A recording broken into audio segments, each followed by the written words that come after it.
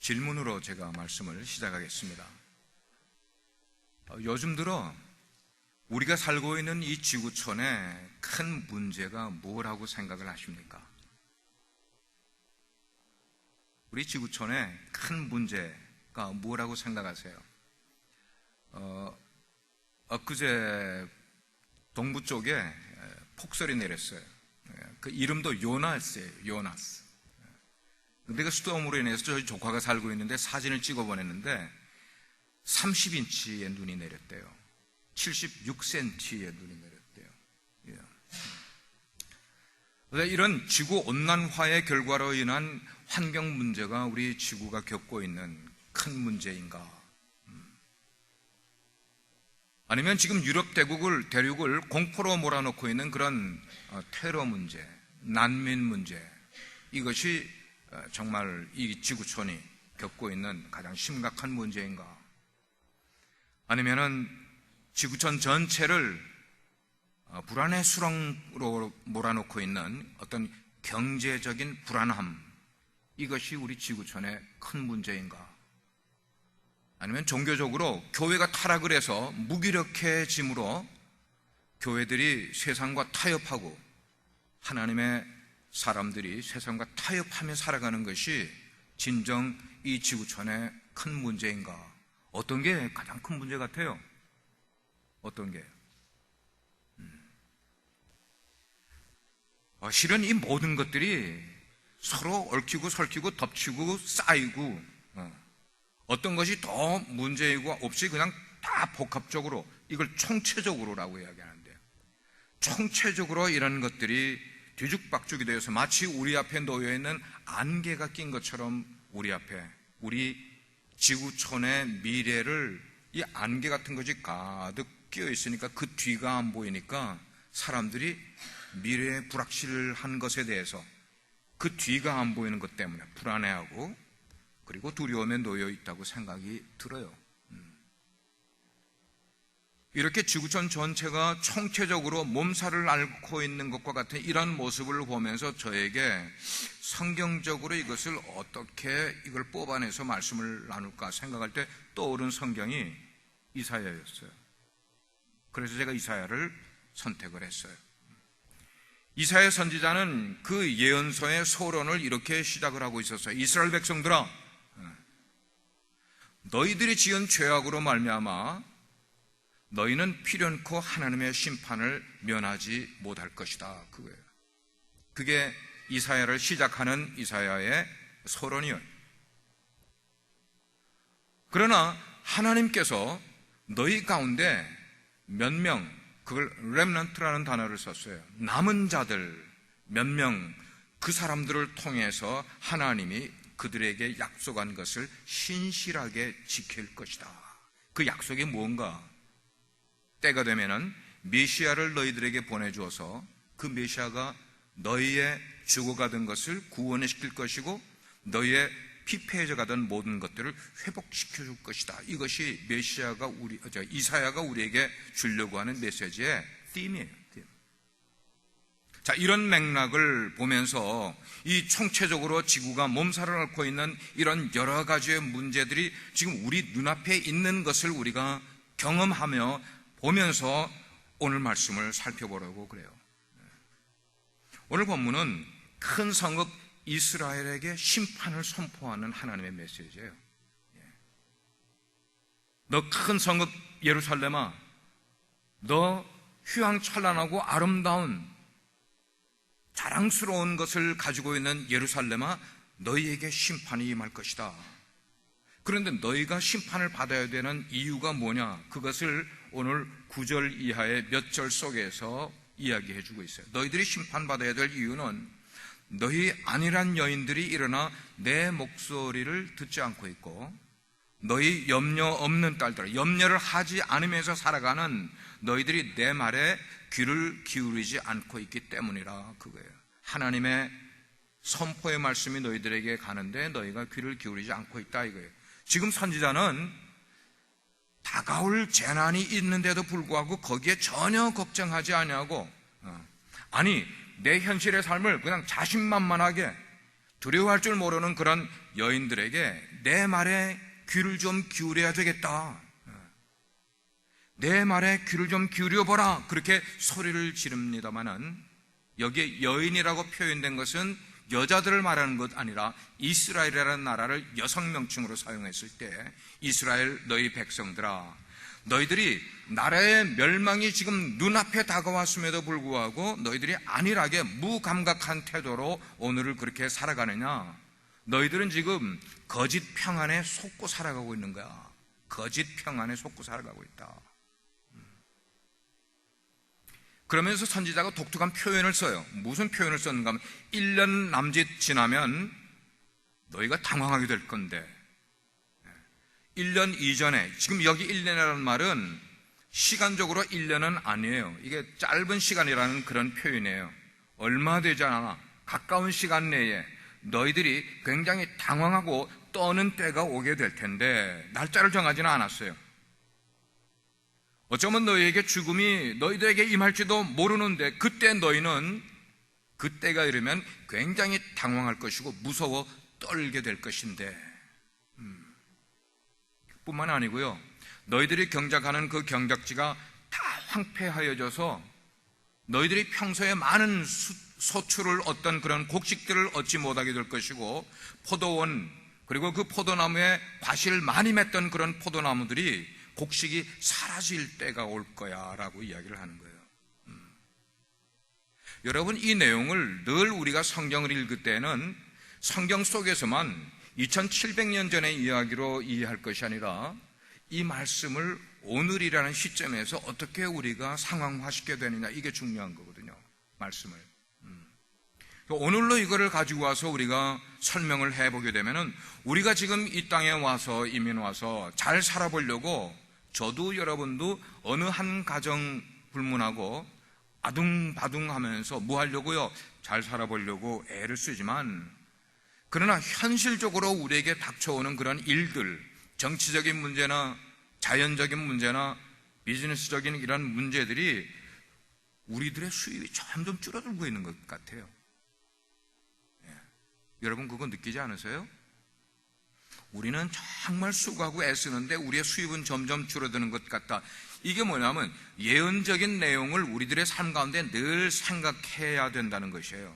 세상 돌아가는 것을 그냥 돌아가는 사회학자들의 이야기에만 귀를 기울이고 정치인들의 이야기에만 귀를 기울이는 게 아니라 하나님의 말씀이 더 우리에게 정확하게 이루어지고 있기 때문에 늘 하나님의 말씀이 우리에게 주는 것을 우리는 이해하려고 애를 써야 되는 거예요. 이게 예언적인 내용이 오늘 우리 앞에 현실화되고 있지 않냐는 것입니다. 이민자들 뿐만 아니에요. 백인들도 마찬가지고 유럽에서 건너온 사람들도 마찬가지고 각계각층에 있는 사람들에게 이게 현실화되고 있는 거예요. 요즘 우리를 불안하게 만드는 것이, 여러분들은 테러라고 생각을 하시고 난민 문제가 정치적으로 이슈되니까 이게 정말 지구촌을 힘들게 만들어 가고 있다고 생각을 하시지만, 제가 깨닫는 것은 그런 문제는 빙산의 일각인 거예요. 정말 우리가 두려워해야 할 것은 테러, 난민 문제, 이건 굉장히 국부적인 거야. 세계 70억 인구에 비하면 이거는 눈꼽만한 일이에요. 그러나 눈꼽만한 일이 아니라 우리 인간, 지구 70억의 인간들 가운데 거의 대다수에게 영향을 주고 있는, 두려워해야 될 일인 뭐냐면 우리의 세속화의 문제예요. 가치관을 잃어버리고 있는, 가치관이 타락해가고 있는 이 점이 우리가 더 무서워해야 되고 경계해야 될 일이라고요. 수백 년 걸려서 세웠던 로마 제국은 그냥 무너지지 않았습니다. 전쟁을 해가지고 전쟁에서 실패해서 전쟁에서 져서 무너진 게 아니에요. 그들이 안락하게 생각하고 안일하게 생각하고 그들 속에 세속화가 들어가고 가치관이 타락하게 되므로 로마 제국은 저절로 무너졌어요. 누가 전쟁으로 해서 무너진 게 아니에요. 미국의 역사가 이제 겨우 한 240년밖에 안 돼요. 그나마 미국이 세계를 주도하는 나라가 된 것은 불과 7, 80년밖에 되지가 않는 역사를 갖고 있어요. 미국이 무너지는 것은 전쟁에서 무너질 게 아니에요, 여러분. 이해를 잘 하셔야 됩니다. 미국이 무너질 수 있다면 미국의 미국 사람들의 삶이 세속화되고 미국 사람들이 가지고 있는 가치관이 무너지면 미국은 무너질 수밖에 없는 거예요. 미국을 이길 수 있는 군사력을 갖고 있는 나라가 세계에 어디 있어요? 다시 요즘 미국은 세계 최강국으로, 초강국으로 다시 지금 일어나고 있는 모습인데, 우리 머릿속에 슬그머니 들어온 이 세속화, 그래서 우리를 안일하게 만들고 미래에 대해서 아무 염려 없는 것처럼 오늘을 살아가게 만드는 바로 이것 때문에, 그것이 뭐에서 오는 거예요? 세속화는 죄악에서 오는 거예요. 이 죄악에 대하여서 우리가 무디인 삶을 살아가고 있고 무감각하게 살아가는 삶을 살아가게 된다면 그게 우리를 무너뜨리는 것이고, 우리가 가장 경계해야 될 부분은 그 점이라는 겁니다. 여러분 가정들 속에 우리가 소위 예수를 믿는 사람들이고 기독교 가치관을 가지고 있는 사람들이라면 이런 기독교 가치관이 우리들의 삶에서, 내 정신세계 속에서 상실되어 가는 그런 가정에 당면한 문제를 여러분들 솔직히 위기로 지금 느끼고 계십니까? 위기로 느끼고 계세요? 신문에 나는 떠들썩한 것만 관심이 있지, 실제로 우리를 점점 더 세속화시키고 있는 이런 일들을 우리는 별로 느끼지 못하고 살아가고 있는 것 같아요. 자, 하나님은 그러한 그들에게 뭐라고 말씀하시는가 하면, 앞으로 1년 너희들에게 남짓 내가 기회를 주겠다 그거예요. 무슨 기회요? 회개할 기회를 주겠다. 이스라엘아, 1년 남짓 회개할 기회를 주겠다 말씀을 하시는데, 그 말씀을 선지자를 통해 들었던 이스라엘 백성들은 그까짓 1년 금방 지나가 버리면 그만이야, 우리는 그런 문제에 대해서 염려할 필요 없이 살고 싶어. 아니, 염려하지 않을 거야. 그러면서 계속 그들은 안일하게 살아가고 있고 회개하지 않은 채 살아가고 있는 그런 모습이었어요. 마치 지금 온 지구촌이 영적이고 종교적이고 윤리적이고 이것이 그들의 삶에 얼마나 위기를 갖고 오고 있는지를 사람들이 별로 느끼지 못하고 무감각하게 무사 안일주의로 괜찮아 그것이 우리 가정 속에 들어오고 우리 자녀들의 세계관 속에 들어오고 있는데도 불구하고 그렇게 살아가는 게 누구의 모습인가? 2700년 전이 아니라 우리들의 모습인 거예요. 우리들의 모습. 사회가 어떻게 돌아가든 상관없어. 누구만 괜찮으면 나만 평안하면 돼. 사회가 어떻게 타락하든지 상관없어. 우리 가족만 평안하게 살아가면 돼 라고 생각을 하는 것이, 그러면서 우리들의 삶이 사치를 즐기고 이기적인 평안을 내 삶 가운데 누리며 살아가려고 하는 우리들의 모습, 그 결과로 사람들은 영적인 무감각, 그리고 그것이 심해지면 영적 공황 상태로까지 가는 모습을 우리는 깨닫게 되는 것입니다. 여기 10절 말씀에서처럼 이전에 너희들에게 풍성한 곡식을 산출했던 그 좋은 밭이, 그리고 열매를 많이 맺던 그 포도나무가 재난으로 인하여서 점점 황폐하게 변해버리고 더 이상 수확이 너희들이 원해도 수확이 없어지게 될 것이고 곧 너희들의 삶의 터전을 잃어버리게 될 때에 농부는 가슴 치면서 슬퍼하지 않겠냐는 거예요. 그때의 농부는 때가 늦게 가슴을 치면서 아픈 일로 경험하지 않겠어요? 이제 그들은 공허한 즐거움 속에 지금 살아가고 있는 거예요. 그들의 삶 가운데 즐거움은 있어. 근데 그 즐거움에 뭐가 빠졌어요? 알맹이가 빠진 공허한 즐거움을 살아가고 있는 모습. 현대인의 우리들의 모습인 거예요. TV 보면서 코미디언들이 웃겨주는 내용을 보면서 같이 끽끽거리고 웃지만 그 웃음 속에 뭐가 없어요? 진실이 없어요. 알맹이가 없는 거예요. 씨앗이 없는 공허한 즐거움 속에 빠져들어가고 있는 우리들의 모습인 거예요. 오늘날 하나님 없이 살다가 깨어지는 그런 가정들이 얼마나 많이 있고, 죄의 쓰레기들이 우리가 살아가는 사회에 여기저기에 아주 그냥 더미더미로 쌓여 있어서 그 죄의 쓰레기들로부터 썩어가는 것들이 냄새로 우리 사회를 점점 어둡게 만들어가요. 점점 더 냄새나게 만들어가요. 사회를 기피하는 모습으로 만들어가는 그런 모습. 그 결과로 사람들의 마음속에 진정한 기쁨과 웃음이 사라진 위장된 기쁨과 위장된 웃음 속에서 우리가 하루하루를 살아가고 있지 않나요? 개인만 그래요?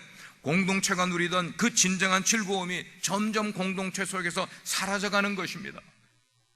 예배를 드리고 있지만 예배 후에 우리에게 정말 끈적끈적한 것이 말씀이 살아있고 은혜가 살아있고 하나님께 영광이 우리 속에 살아있어서 우리가 집에 가도 우리의 직장으로 가도 이것이 우리의 삶 속에 무언가 우리를 지탱해 줄 수 있는 가치가 되어야 될 텐데, 예배 드리고 나가는 바로 그 순간부터 우리는 세속화된 삶을 똑같이 경험하며 살아가고 있는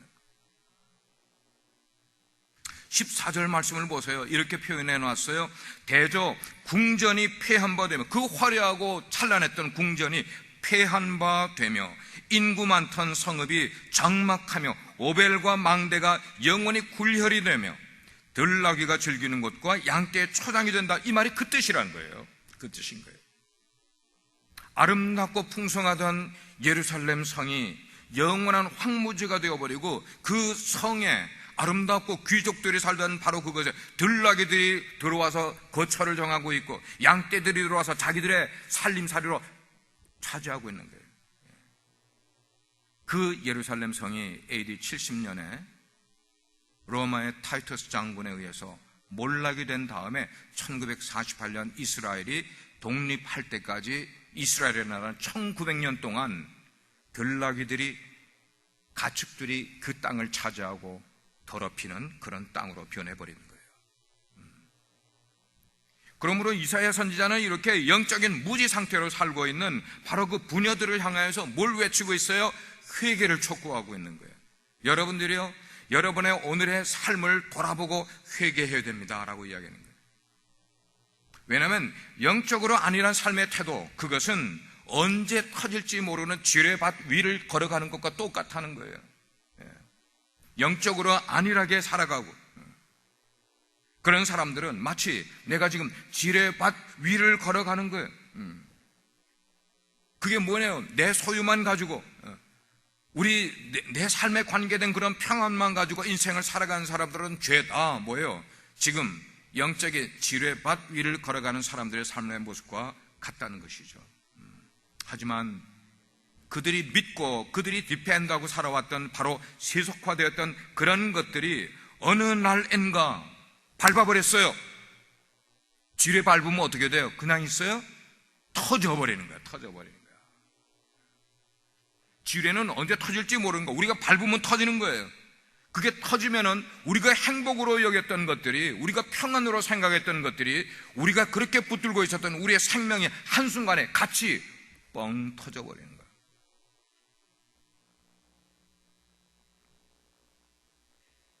그러므로 우리 신앙인들은 자신의 영적인 삶을 잘 관리할 줄 알아야 되는 것입니다. 마치 건물을 가지고 있는 그 빌딩 주인은 자기 건물을 잘 관리해요. 왜? 그게 자기가 살아갈 수 있는 자산이기 때문에. 스포츠맨은 자기 몸을 정말 잘 관리를 해. 정말 잘 관리를 해. 왜냐하면 그게 자기를 지탱하는 자산이기 때문에. 마찬가지로 우리 신앙인들은 신앙, 이것이 우리가 살아갈 수 있는, 지탱할 수 있는 가장 중요한 것이기 때문에 우리 신앙의 삶의 건강을 관리할 줄 아는 사람이 되는 거예요. 그거를 잘 관리하려면 하나님의 말씀에 귀를 기울여야 된다는 거예요. 이게 전반부였어요. 오늘 메시지의 전반부는 하나님의 심판이 예루살렘에 나리는 그런 거예요. 근데 이게 후반전으로 넘어가면서 참 재미있는 메시지가 나와요. 15절부터 20절까지는 이제 이 본문의 후반부에 그렇게 희망을 잃어버린 채로 절망 가운데 살아가고 두려워하고 있는 바로 그 이스라엘 백성들에게 놀라운 일이 생기는데, 그게 뭐냐면 하나님의 영이 위로부터 그들 가운데 내려오게 되는 거예요. 하나님의 영이 그들 가운데 내려오게 되는 그때부터 뭐가 이루어지는가 하면 회복이 이루어진다는 거예요. 회복이. 하나님의 심판을 받았던, 하나님의 심판이 예고됐던 그 사람들에게 이제 15절부터 완전히 심판과 패퇴했던 그 모든 모습들이 일대 반전을 이루는 그런 일이 나타나게 돼요. 너무나 신나는 구절에 15절 말씀 우리 같이 한번 읽어보도록 하겠습니다. 15절 말씀 같이 읽어볼게요. 시작. 마침내 위에서부터 영을 우리에게 부어주시리니 광야가 아름다운 밭이 되며 아름다운 밭을 숲으로 여기게 되리라. 그렇습니다. 심판받았던 그 땅이, 폐허가 되었던 그 땅이 회복이 이루어지려니까 그 회복이 무엇으로 기인해서 이루어질 수 있는가 하면 위로부터 내려오는 영이 그들 가운데 함께 할 때에 회복이 이루어진다는 것이에요. 그 성령님은 치유의 영이세요. 그 성령님은 회복의 영이세요. 그 성령님이 임하시게 되면은 광야로 변했던 땅이 다시 아름다운 밭으로 변하게 된다는 거예요. 폐허로 변한 그런 세상이 평화의 세상으로 변화가 된다는 것이, 이때가 오게 되면 우리의 가정들이 회복이 일어나고 우리의 공동체가 회복이 일어나고 우리의 국가가 회복이 일어나는 모두 변화가 된다는 것이에요. 그런 변화가 오게 되면 우리가 살아가고 있는 바로 이 세상에도 온전한 평화와 그리고 평안과 안정이 우리 가운데 자리하게 된다. 이런 때를 구원 시대라고 그래. The time of salvation. 구원 시대. 이 구원 시대는 하나님의 영이 부어지는 시대가 구원 시대가 되는 것이에요. 성령님, 그 성령님은 우리를 죽어가는 데서 살아나게 하는 힘이 있는 분이세요. 성령이 임하시게 되면 그분의 능력이 우리와 함께 하신다고 말씀을 하고 있어요. 이제는 내가 내 자신의 힘으로 인생을 살아갔어요. 나의 지혜로 살아갔고 나의 교육 배경으로 살아갔고 나의 능력과 나의 경험으로 인생을 살아갔었어요. 세상 환경을 의지했단 말이에요. 내 직장을 의지했고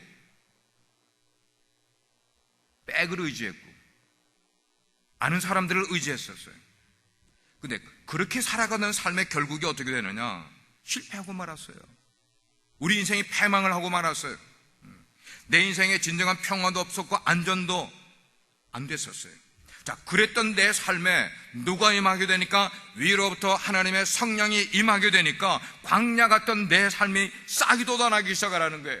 잎이 돋아나기 시작하는, 꽃이 피는 거예요. 열매가 맺히기 시작하라는 겁니다. 성령이 활동하기 시작을 하면서부터 황폐했던 우리 인생의 땅이 변화돼서 비옥한 땅으로 바뀔 뿐만 아니라 이전에 내가 알지 못했던 의로운 사회가 하나씩 둘씩 내 주변에서 일어나기 시작을 하는 거예요.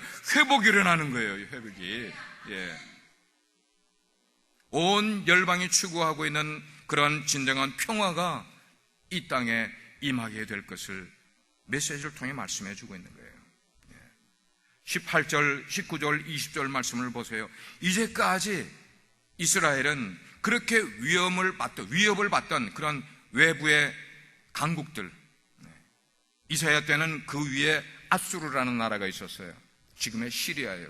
가장 난민을 많이 지금 송출하고 있는 그 시리아가 그 당시에 아수르였어요.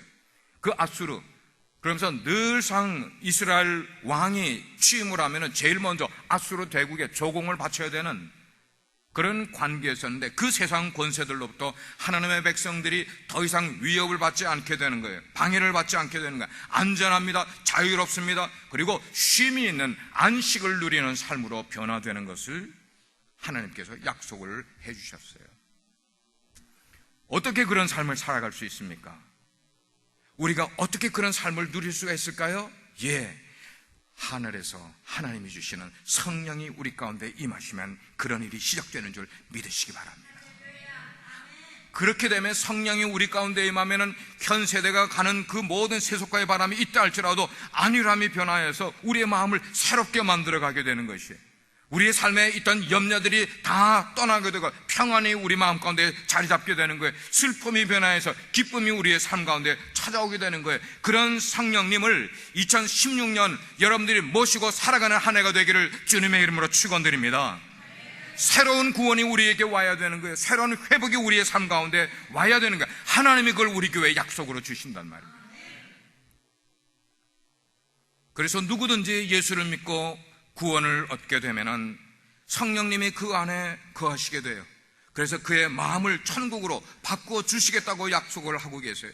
죄로 인해서 상처받은 그런 마음을 성령께서 싸매 주시겠다고 말씀하는 게, 죄 때문에 사람들 앞에 나올 때 늘 부끄럽게 여겼던 그 부끄러움을 성령님이 임하시면 가려 주시겠다고 말씀하는 거예요. 할렐루야죠. 할렐루야. 그러므로 누구든지 성령 안에 있으면 성령이 주시는 능력을 힘입게 되고, 그것이 우리의 삶을, 영적인 것을 회복시켜 주게 되는 거예요. 그렇습니다.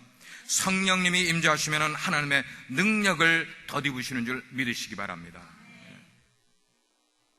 젊은이들이 바닷가에 가면 좋아하는 게 있어요. 하나가 레전드, 윈드서핑이에요. 저는 하와이에 있으면서 윈드서핑 하는 걸 많이 봤어요. 윈드서핑은 바람의 힘으로 앞으로 나가는 거지 자기 힘으로 나가는 게 아니에요. 근데 윈드서핑을 잘 못 다루는 사람은 자기 힘으로 앞으로 나가려고 막 애를 쓰는데 힘만 들지 앞으로 안 나가. 근데 윈드서핑에 익숙한 사람은 바람의 힘을 받으면서 그 바람의 힘으로 얼마나 쏜살같이 앞으로 잘 나가는지 몰라요. 우리 믿는 사람은 내 힘으로 세상을 앞으로 나가려고 노력하는 사람이 아니라 성령님의 힘으로 앞으로 나가는 사람이 바로 크리스천인의 삶인 줄 믿으시기 바랍니다. 성령의 힘으로 나가는 거예요. 내 힘으로 인생을 살아가는 게 아니라 성령의 능력이 나에게 임하여서 살아가는 거예요. 그렇지 않은 사람은 늘 자기 힘으로 신앙생활을 하려고 하니까 얼마나 힘이 들어. 얼마나 힘이 들어. 한번 따라 하시길 바랍니다. 성령이 임하시면 능력도 임한다. 성령이 임하시면 내 삶에 능력도 일어난다. 성령이 우리 가운데 오시게 되면은 능력을 일으켜서, 성령의 능력은 우리의 삶을 변화시키고도 충분한 능력을 갖고 계신 거예요. 시카고에 있는 교회로 제가 한두 번 방문한 적이 있는 윌로우 크릭 커뮤니티 처치라고요. 전 세계에서 주목하고 있는 그 교회, 빌 하이블스 목사님이 목회를 하시는 교회인데, 이 교회가 아주 독특한 경험을 갖고 있습니다. 왜 그 교회가 그렇게 전 세계 교회들의 주목을 받는 교회가 됐는가? 바로 빌 하이블스 목사님이 신학생 시절에 그가 경험했던 성령 체험 때문이라는 거예요. 이분이 신학교 학생 시절에 프렌치 교수님이 하는 그 강의실에 한번 들어갔었는데, 그 교수님이 신학생들을 앞에 놓고 지금 강의를 하시면서 무슨 내용을 강의하시는가 하면, 초대교회, 여러분들, 초대교회는 성령의 놀라운 역사가 날마다 일어나는 교회였습니다. 그래서 그 가운데 어떻게 일어나는가 하면, 예를 들어서 병 고침만 하더라도 안준뱅이가 그 자리에서 막 일어났어요. 귀머거리가 귀가 뚫리고 듣기 시작을 했어요. 벙어리들이 입이 열려가지고 말하기를 시작을 했습니다. 죽은 사람이 막 살아나는 역사가 일어났어요. 베드로가 한 번 설교를 하면 3,000명이 예수를 믿고, 한 번 또 설교하면 5,000명이 예수를 믿는 이런 놀라운 역사가 초대교회에 일어났습니다. 그런데 왜 이 시대에는 일어나지 않고 있습니까? 여러분, 왜 일어나지 않고 있습니까? 그 이유는 여러분들의 가슴 속에 성령의 불이 꺼져 있기 때문에, 성령의 불이 꺼져 있고 그 성령의 불이 더 이상 역사하지 않으니까 이런 놀라운 일들이 일어나지 않고 있는 것입니다 라고 딱 떠드릴 때, 그 가운데 있던 청년 빌 하이블스가 자기의 심령 속에 성령이 떨어진 거예요. 아멘, 아멘. 성령이 떨어졌다는 표현은 뭔가 하면 성령이 그의 마음 가운데 임하게 된 것이었어요. 성령의 기름 부으심이 젊은 청년 빌 하이블스를 압도하게 되었었어요. 그래서 클래스가 마친 다음에 그 교수실을 찾아갔습니다. 교수님, 제가 그 초대교회에 잃어버렸던 그 성령의 놀라운 역사를 재현하는 하나님의 종이 되기를 원합니다. 교수님, 저를 도와주세요. 그러면서 그분에게 기도를 받고, 그리고 성령 충만이 빌 하이블스에게 임하게 된 거예요. 그래서 그는 신학교 재학 시절에 시카고 한쪽 구석에 교회를 개척하게 됩니다. 그 교회가 오늘날 그 유명한 윌로우 크릭 커뮤니티 처치, 한 신학생의 심령 속에 성령의 불이 임하게 될 때에 그 교회가 지금은 4만 명, 5만 명, 전 세계에 영향을 끼치는 놀라운 교회가 이루게 된 거예요. 지금 여러분께 저는 교회 성장을 이야기하고 있는 건 아니에요. 교회 성장하고는 전혀 상관없어요.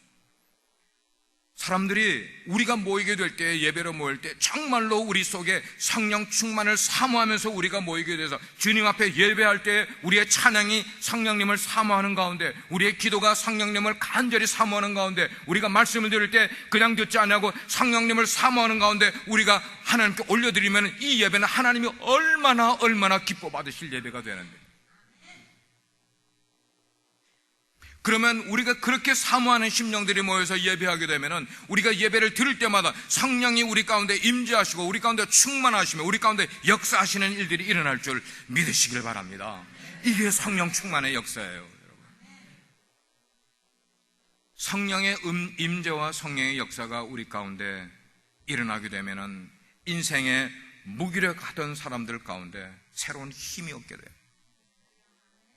내 인생을 실패했다고 생각하는 사람에게 새로운 기운이 일어나기 시작을 해요. 죄악 가운데 헤어나오지 못한 삶을 살던 사람이 이제는 죄를 거부하기 시작을 해요. 우리 가운데 좌절하던 사람들이 새로운 희망의 노래를 부르면서 인생을 살기 시작하게 되는 거예요. 뭐가 되면요? 성령이 우리 가운데 임하게 되면은. 오늘 말씀을 맺으면서 사랑하는 우리 빛소 성도 여러분, 여러분은 지금 어떤 자리에 앉아 계십니까? 힘들다는 자리입니까? 지친 자리입니까? 내 인생이 너무 곤고하다는 그 자리에 계십니까? 여러분 주위에 그것밖에 보이지 않으십니까? 여러분의 인생에 앞이 보이지 않고 뭔가 안개가 껴있는 것 같습니까? 낙심이 되십니까? 만약에 여러분의 모습이 그런 모습이라면 지금 이 순간이 성령님의 인재를 간절히 사모하고 기도해야 될 때인 줄 믿으시길 바랍니다. 바로 그런 때라면 하나님은 얼마나 신실하신지 우리가 구하면은 구하는 자에게 성령 충만을 허락해 주시는 분이세요. 그 성령님이 우리 가운데 임하시면 우리가 하나님의 능력을 덧입게 돼요. 그러면 우리가 이전에 못하던 것을 하게 되는 거예요. 우리가 못하던 것, 내가 모르던 것 알게 해줘요. 내가 못하던 것 하게 만들어줘요. 나 자신을 이기게 만들어줘요. 우리가 인생 살면서 가장 힘든 건 뭐예요? 내가 나를 이기는 거 아니에요. 나를 못 이기니까 시험에도 빠지는 거죠. 내가 나를 못 이기니까 사탄의 유혹이 오면 넘어가 버리죠. 우리를 시험하면 그 시험에 빠지는 것, 왜 그래요? 내가 나를 이기지 못하니까.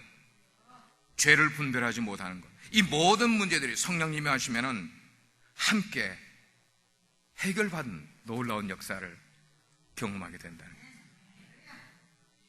사랑하는 우리 빛소 성도 여러분, 올 한 해 동안 그렇게 우리가 성령 충만하셔서 우리의 삶에도 기쁨과 감격이 넘치는 삶을 살 뿐만 아니고 그런 삶을 한 번도 살아보지 못한 채 인생을 어려움 가운데 살아가고 있는 힘들어하고 지쳐있고 낙심하고 곤고에 빠져있는 그런 우리 이웃들, 고통 가운데 있는 사람들을 우리가 찾아가서 그들에게 우리가 경험한 성령 충만을, 우리 속에 계신 예수 그리스도를, 그분들을 찾아가서 위로해주고 하나님의 사랑으로 보듬어주고 그들을 격려해 줘서 함께 그 길로 갈 수 있는 우리 성도들 될 수 있기를 주의 이름으로 축원합니다.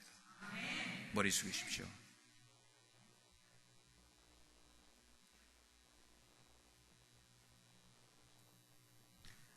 성령님, 오 성령님, 이 시간 우리 가운데 임하여 주시옵소서. 성령님, 우리 공동체 속에 함께하여 주시옵소서.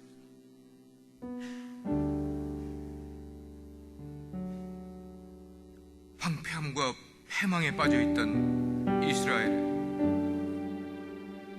위로부터 성령이 임하자 광야가 아름다운 밭이 되고, 그리고 그 공동체에 정의가 물같이 흘러가는 사회로 변화되었습니다. 무너진 가정들이 회복되었습니다. 평안이 없다는 가정에 평안이 있고 쉼이 없다는 가정에 쉼이 찾아오는 변화가 일어났습니다. 오 성령님, 오 성령님, 성령님,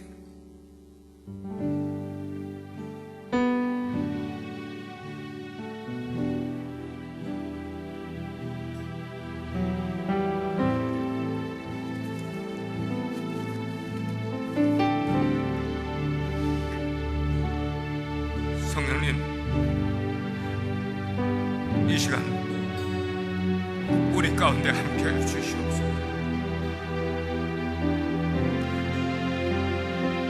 우리 지체들 가운데 심령이 너무 권고한 자들이 있기 때문에 삶에 찌들어서 피폐해져 있는 가정들이 있기 때문에 인생의 목적을 잃어버리고 방황하고 있는 우리 심령들이 있기 때문에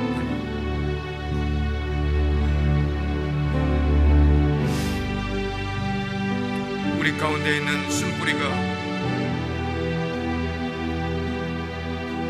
성령님의 임재하심으로 치유될 수 있게 해주옵소서.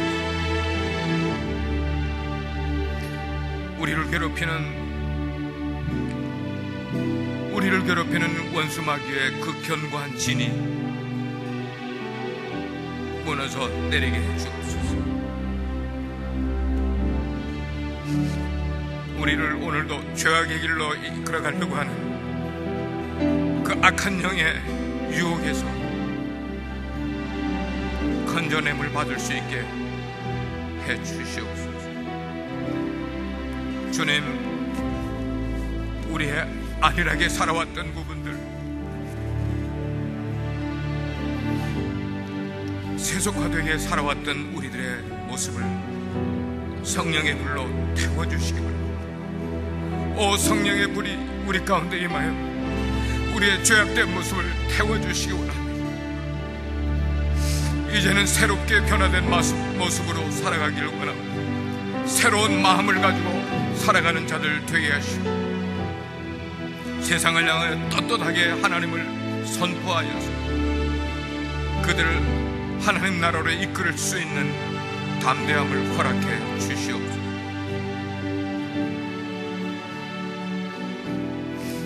하나님, 우리로 성령 충만케 하셔서